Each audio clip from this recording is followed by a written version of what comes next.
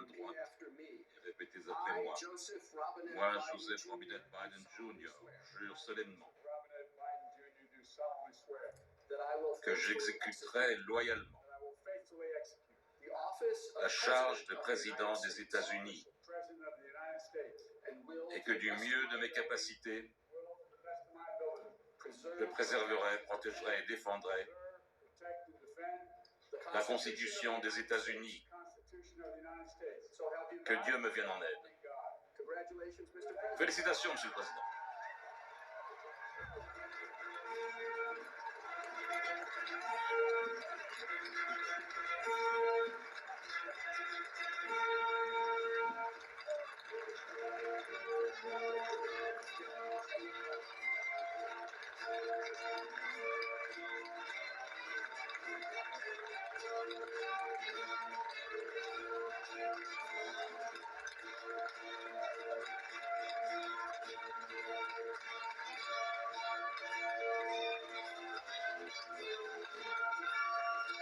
La main gauche sur la Bible, la main droite levée face au président de la Cour suprême. Joe Biden vient donc d'être intronisé 46e président des États-Unis. Il va donc entrer désormais officiellement comme président à la Maison-Blanche. Un moment à la fois d'émotion, Mélissa Bell. La famille était là, Jill, très importante. La First Lady aussi qui entre à la Maison-Blanche. Ses enfants aussi, donc on s'apprête à l'écouter. C'est important, c'est au niveau, il y a 4 ans, ce discours qu'avait fait Donald Trump, le carnage américain auquel il devait faire face, qui semblait un mot un peu dur à l'époque, mais qu'on comprend mieux 4 ans plus tard. Et on sait que Joe Biden a mis beaucoup de temps, beaucoup de réflexion par rapport à ce discours, et ce qu'on pense, ce qu'on dit, c'est que ça sera véritablement un appel à l'unification des États-Unis, la réconciliation. Discours de réconciliation. Absolument, ce dont les États-Unis ont besoin aujourd'hui. Donc on s'apprête à l'écouter, et c'est vraiment 4 ans après ce dernier discours, encore une fois, à un moment, je pense, pour tous les Américains qui est grave, surtout puisque cette passation de pouvoir prend cet aspect bien différent des autres. Vu les événements d'il y a 2 semaines, ça sera un discours, je pense, d'apaisement. Jean-Bernard Cadier, c'est un moment très important lorsque un président entre en scène, ce discours inaugural qui devrait durer entre 20 et 30 minutes.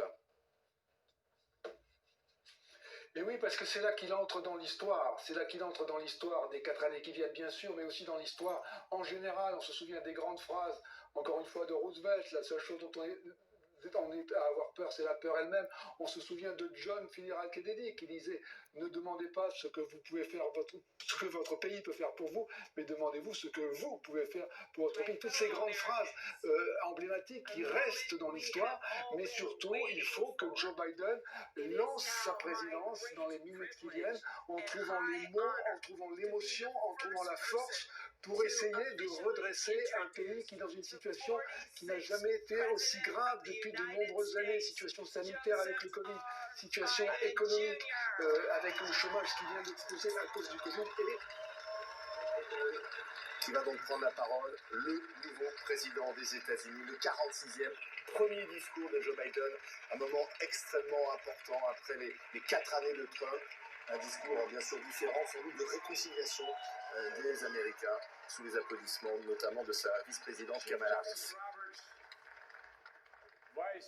Juge Roberts, vice-président Harris, président Pelosi, Schumer, McConnell, vice-président Pence, mes chers invités, mes Américains, mes camarades américains, c'est la journée de l'Amérique, c'est la journée de la démocratie, un jour d'histoire, historique et d'espoir, de renouveau et de résolution. L'Amérique a été torturée pendant un temps et a surmonté. Nous voyons la victoire d'une cause, la cause de la démocratie. La volonté du peuple a été entendue et nous avons suivi la volonté du peuple. La démocratie est précieuse, la démocratie est fragile. En ce moment, mes amis, la démocratie a prévalu.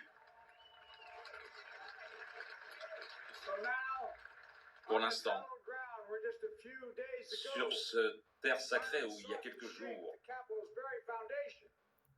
une populace a voulu secouer jusqu'au fondement de cette démocratie. Nous revoici unis et indivisibles pour faire passer ce transfert de pouvoir comme on l'a fait au cours des 2 derniers siècles, en regardant à l'avant, de la façon américaine, unique, courageuse, optimiste,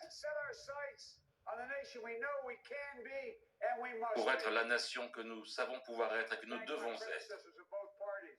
Je remercie les prédécesseurs des 2 partis qui sont présents aujourd'hui. Je les remercie du fond de mon cœur. Et je sais